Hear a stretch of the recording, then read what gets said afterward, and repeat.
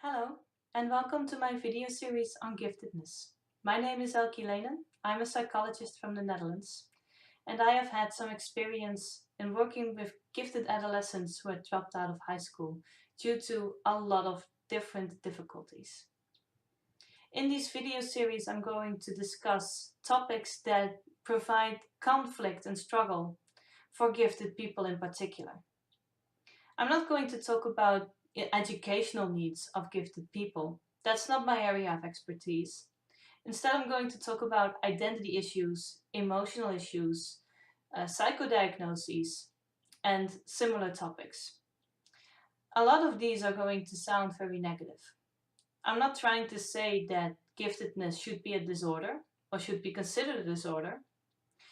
There are plenty of things about giftedness that are worthy to celebrate. But I also think it's important to acknowledge the hurt. So if you come across a video of mine that has some content that is very personal to you, please remember to take care of yourself and also remember that you are not alone here. So in this first video, I would like to take some time to talk about what giftedness really means. Giftedness is often understood as being very highly intelligent. A lot of people expect you to do very well in school. Being very intelligent, though, doesn't always mean that you will do very well in school, but you do have a very high potential. You might think quicker. You might process information faster. You might think deeper about a subject because of your strong analytical mind. Or you might be very diverse and creative in your problem resolution. Those are all ways in which giftedness can be shown. And most of the time, two gifted people can be nothing alike, really. There is one experience that is very common among gifted people, though, and that comes from their very highly accelerated developmental rate. Gifted kids, particularly, show that very much. They are miles ahead of their age peers, years ahead sometimes. If you want to imagine what that's like, imagine yourself being surrounded by people several grades below your grade in school.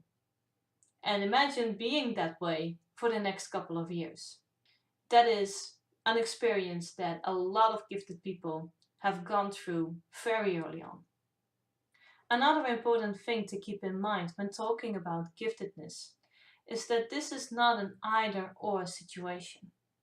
It's not that you're either profoundly gifted or you're not gifted at all.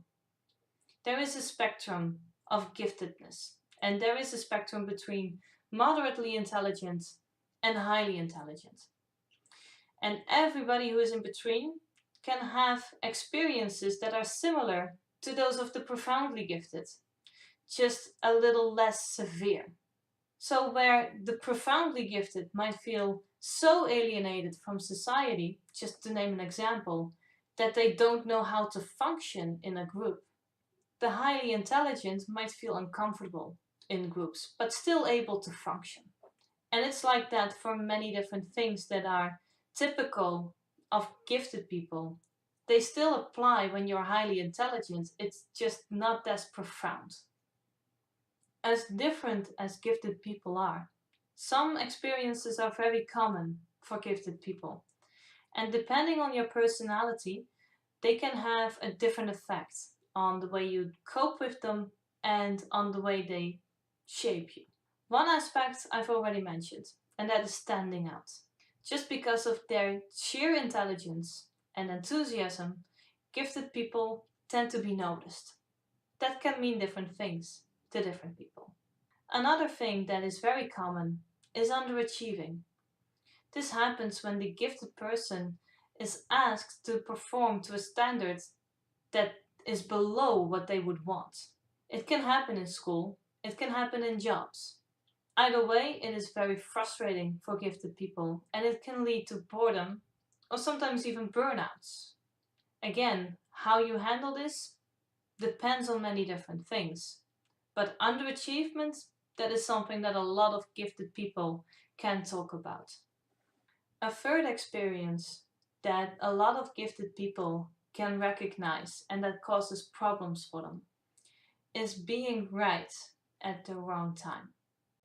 Sometimes your opinion is just more informed, more nuanced, and just plain more correct than other people's opinion.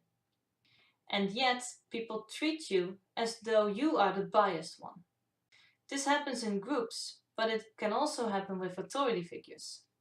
And for gifted people, this is a particularly hard thing to digest, because gifted people are often more informed and more nuanced and more right.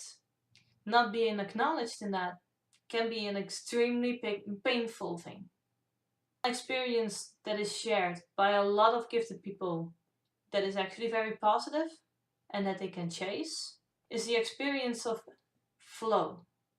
Just that moment when you are in a task that is demanding in the right way and demands something from your talents in the right way.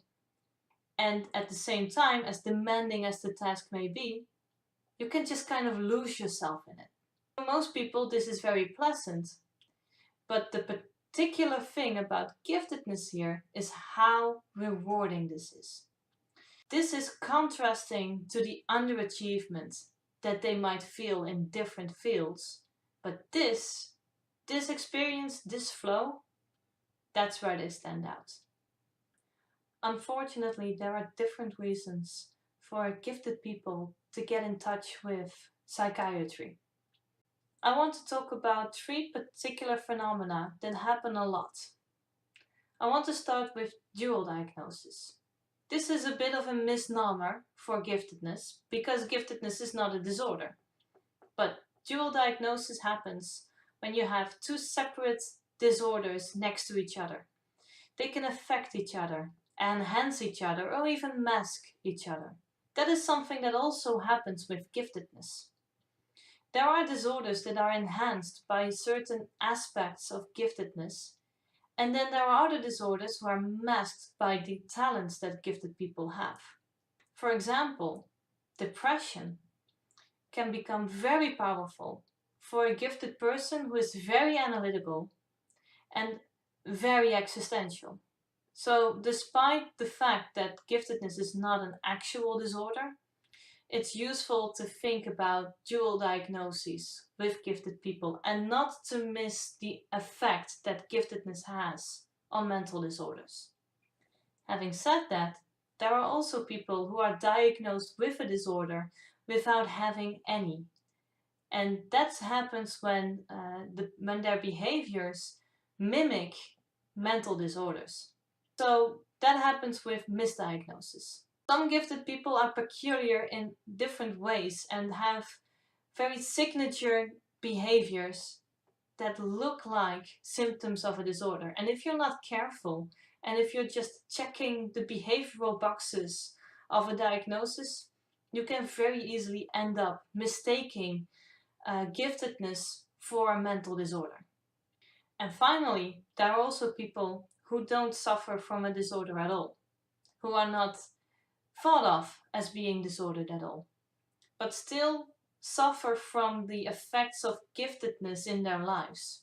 They can sometimes be confused about what giftedness really means to their identity. They can sometimes be misunderstood or just plain not functioning to the best of their ability. It's difficult for these people to seek treatment. Sometimes they fear misdiagnosis. Sometimes they think that nothing is really wrong, so they shouldn't really seek any help. And there are also gifted people who feel like, well, they are just so weird that people won't understand them at all. Since I'm going to talk about some sensitive issues and painful topics, it seems fair that I'm just going to introduce myself. My name is Elke, as I mentioned. I'm a psychologist since 2012. And since graduation, I have been working with gifted adolescents who had dropped out of high school. And while I was working with them, I started recognizing certain aspects of myself that I never really recognized before.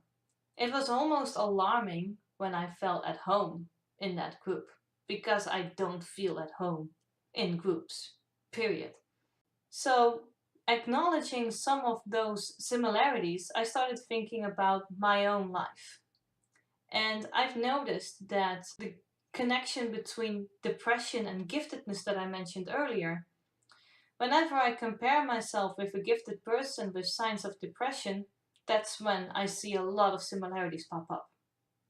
So to close this introduction off, I would like to explain why I am building this video series in the first place. I have noticed that there is a growing attention for the educational needs of gifted people, which is fantastic. But there is still a lot not understood about the other aspects of being gifted and the emotional needs of gifted people. Adding to that, giftedness is very rare. So if you are gifted, you are not very likely to meet a like-minded person in your near vicinity just by coincidence. And even if you do meet up with a group of gifted people, because the group is so diverse, the chance is still there that you're not going to match. So there is a strong loneliness in a lot of gifted people who feel like they don't really belong anywhere. And those people suffer in silence. And for those people, I would like to provide a mirror for you to recognize what you're going through so that you know that you're not alone. Having said all that, I hope that I will be very helpful for you, and I hope to see you again next time.